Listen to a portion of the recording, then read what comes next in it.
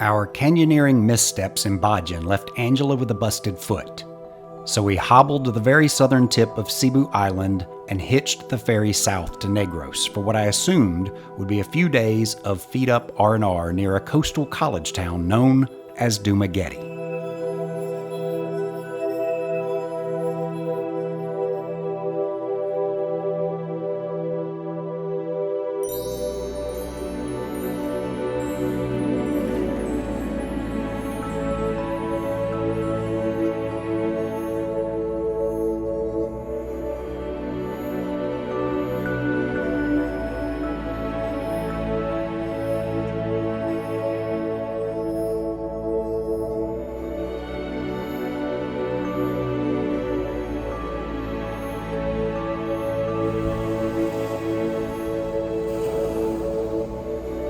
Little did I know that my now limping wife had co-conspired with 4 intrepid friends who made the epic journey all the way around the world to help Angela and I celebrate our 50th birthdays. Yes, Angela is 6 days younger than me, a difference that she maintains fully and perpetually qualifies her as a younger woman. With our birthdays only 6 days apart, it generally gives me an unfair advantage as I can roughly match the value of her birthday gift with whatever she first gives me. But this transcontinental surprise was going to prove difficult to top.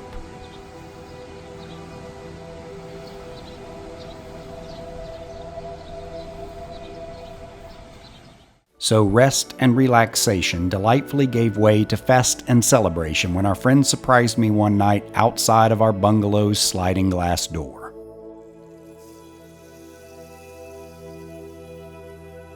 Thank you very much. Thank you. Wow. Oh, it's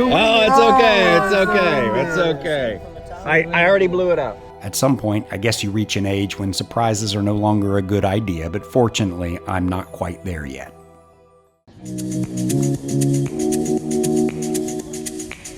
While Dumaguete's dark sand beaches were pleasant enough, nearby Apo Island proved to be the icing on the proverbial birthday cake. Perhaps serendipitously, Apo translates to elder, or respected ancestor. While I may increasingly be an elder, I'm pretty far from being respected, so any serendipity ends there.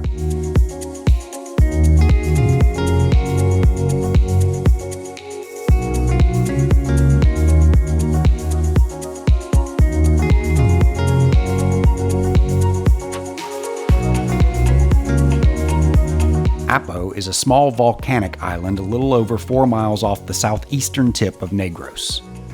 It's a snorkeling and diving paradise. Simply strap on a mask and just march right out into the sea, and within moments you'll be immersed in an underwater world of wonder.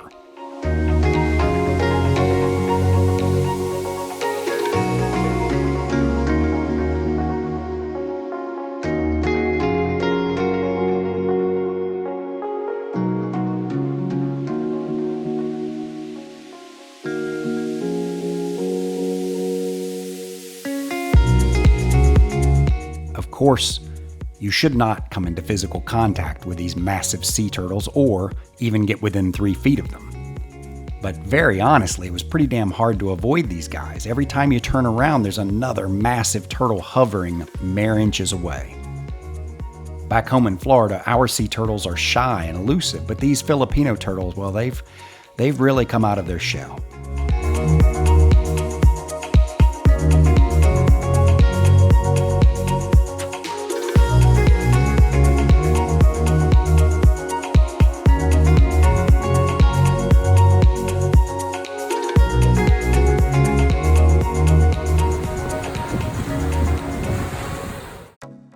Look at that thing, good Lord. Departing Dumaguete, we hopped a ferry to Siquijor, which is purported to be a haunted island home to all sorts of sorcery and witches.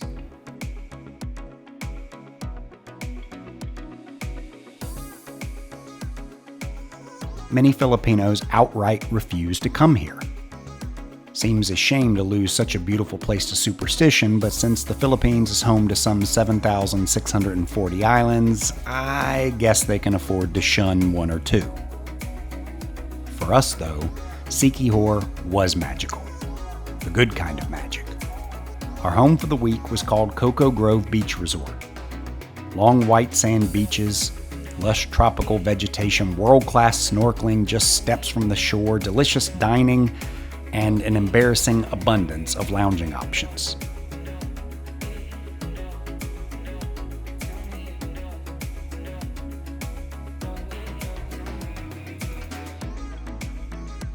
Somehow, though, we mustered up the energy to get out and explore this spooky paradise.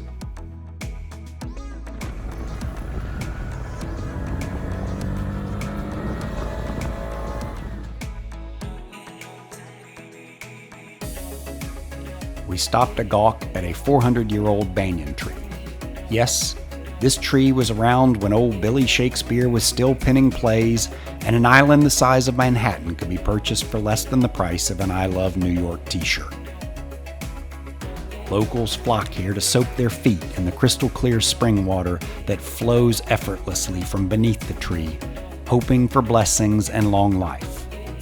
It must be working because this friendly bachelor is over 70 years old.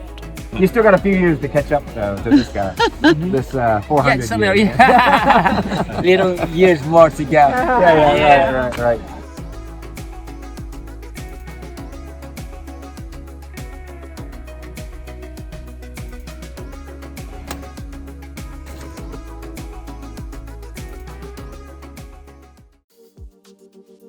Feeling just a little more pep in our step, we moved on to Cambugahay Falls, where our trusty guide Melvin took us down some steep winding stairs until we reached a series of wood plank bridges that spanned turquoise pools.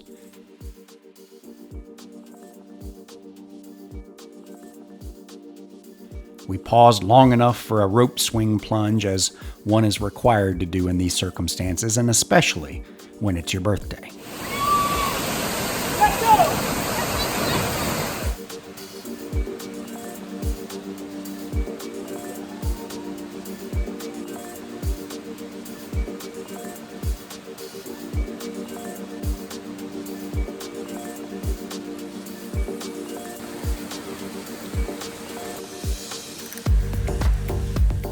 Angela and I still occasionally FaceTime with Melvin and his family. A wonderfully robust Facebook friends list is one of the great perks of this kind of travel, so if you're ever near Cambugahay Falls, let us know. We've got your guy.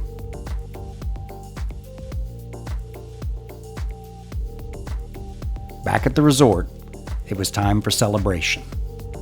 Not just our regular nightly holy crap, is this really our life kind of sunset cocktail celebration? No, today was Angela's birthday, and it was going to be damn near impossible to top her recent surprise gift to me. But I had to give it my best shot. And the moment that you wander far from me, I want to feel you in my arms again. And you come to me on a summer breeze, keep me warm in your love, then you softly release. And it's me you need to show. How deep is your love? Is your love? How deep is your love? I really mean to love.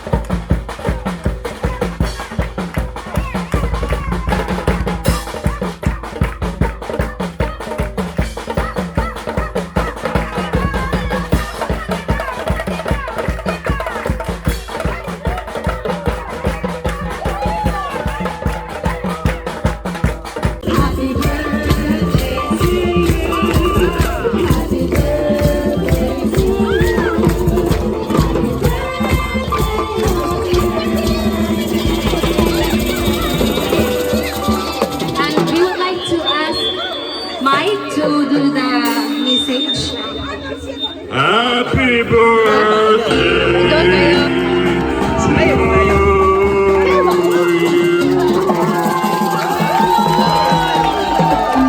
Surprise! Your husband can't sing. But I think she knew that. Oh well. There's always next year. In hindsight, Siquijor might very well be cursed. After laying in one of these contraptions, I found it damn near impossible to get up. But as Siquijor's spell briefly waned, we narrowly escaped on a ferry north to Cambugahay Island off the southwestern tip of Bohol.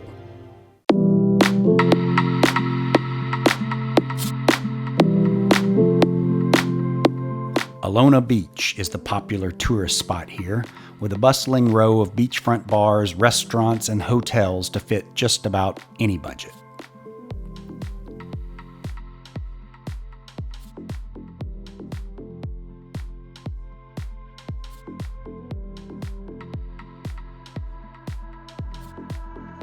Designed to accommodate professional divers more than professional beach bums like us, our out-of-the-way resort on Panglo was a little less than luxurious.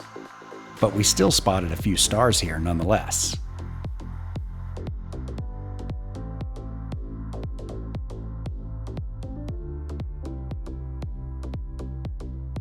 From Alona Beach, we chartered a small boat to take us out to Balete Island, a round little spot perfect for achieving absolutely nothing whatsoever.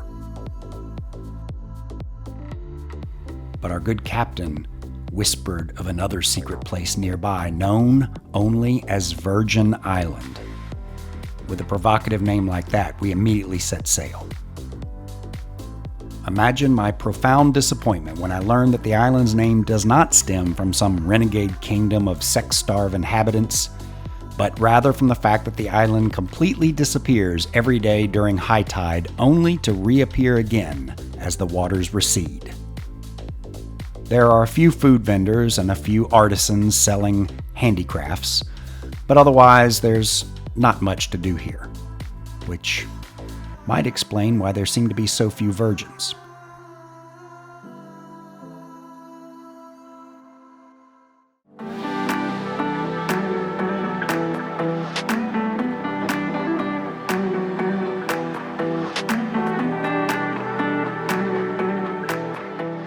Back on the main island of Bohol, we boarded another boat, but this time it was a jungle cruise up the Lobak River.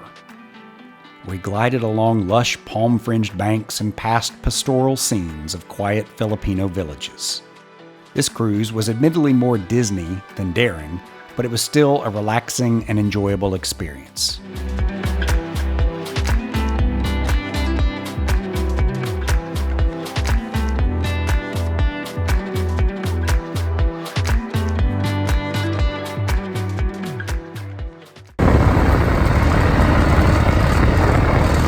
We also went four-wheeling through Bohol's famous Chocolate Hills. Compared to our time four-wheeling in Cambodia, this tour wasn't all that exhilarating, but these natural formations are spectacular to witness up close and personal.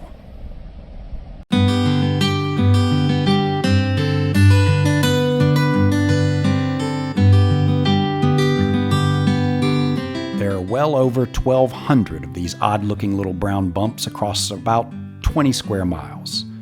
They generally range from 100 to 150 feet tall, although the tallest is nearly 400 feet.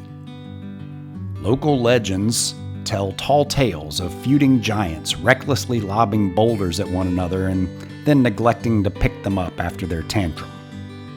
Another legend says a giant fell in love with a human girl, and when she died, his tears formed the Chocolate Hills. I'm not sure why his tears are brown, probably something in his diet. In reality, or at least a far less interesting version of reality, the Chocolate Hills are actually limestone mounds covered with grass which turns brown during the dry season.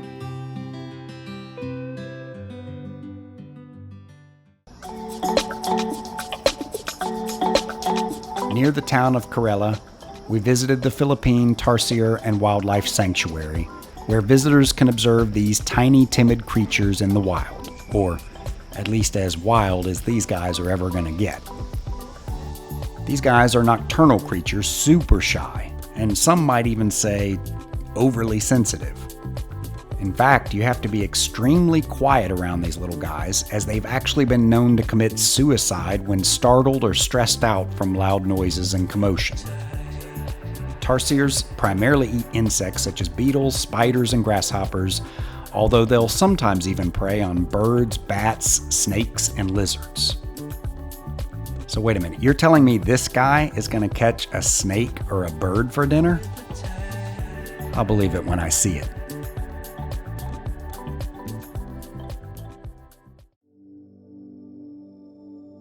After our time on Bohol, very grudgingly and reluctantly, we boarded a flight back to Manila.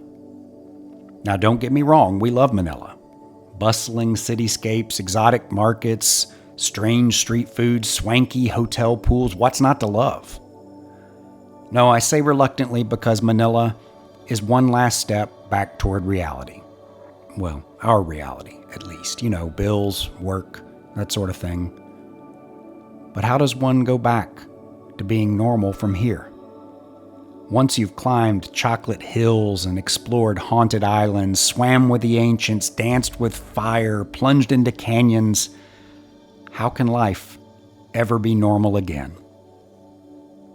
The truth is, it won't. There's no going back to normal after an adventure like this, because even if your body never travels again, your mind always will. All told, we visited 11 islands here in the Philippines, if you count the tiny one that nonchalantly appears and disappears every day. Will we ever return to the Philippines? Well, of course. After all, we still have 7,629 islands left to see.